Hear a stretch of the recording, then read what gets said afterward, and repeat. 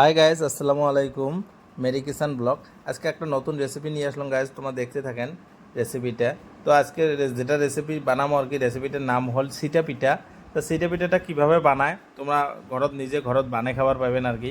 আর সিটা পিঠাটা গাইজ বহুত টেস্টি হয় সিটা পিঠাটা। তো সিটা পিঠা এই ধরনের করে সিটা পিঠাটা বানা খায়।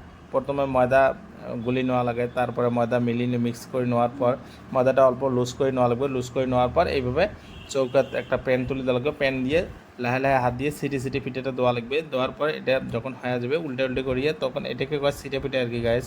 তো ফাইনালি আমার সিটে পিঠা দেখেন কত সুন্দর সিটে পিঠাটা হয়ে গেছে আর কি। এই ধরনের করে তোমরাও বানিয়ে খাবেন, বহুত টেস্টি হয়। আর মর্নিংয়ের ব্রেকফাস্ট এটা দিয়ে ভালো হয় আর কি। তো গাইজ এলা আমরা বানাবো দুইটা ডিম। আমার যেহেতু মানুষ কম, গতিকে আমরা দুইটা ডিম নিয়ে আসি, লোকাল ডিম হাঁসের। তো ডিমেটা আমরা এই ধরনের করে ভাজবো আর কি। আমরা সিটে পিঠের সিস্টেম মতো ডিমটা ভাজবো, তোমরা দেখতে থাকেন। এই যে ডিমটাও হয়ে গেলে আমার এলা সিটে পিঠেগুলো হয়ে গেছে। এলা আমার খাওয়ার পালা আর কি। এলা দেখি আমরা খাইয়া দেখি কেমন লাগে আর কি। তো গাছ বহুত টেস্ট হয়েছে আর কি। তোমরা এই ধরনের করে বানাই খাবেন, বহুত টেস্ট হয়েছে। দেখেন কত সুন্দর লুকস আসছে পিঠেটার, কালারটাও কত সুন্দর হচ্ছে, ডিমেটার কালারটাও বহুত সুন্দর হচ্ছে। তোমরা এই ধরনের করে বানিয়ে খাবেন আর গাইস আমার উৎসাহ দিবেন। ওকে, বাই বাই, আল্লাহ হাফেজ।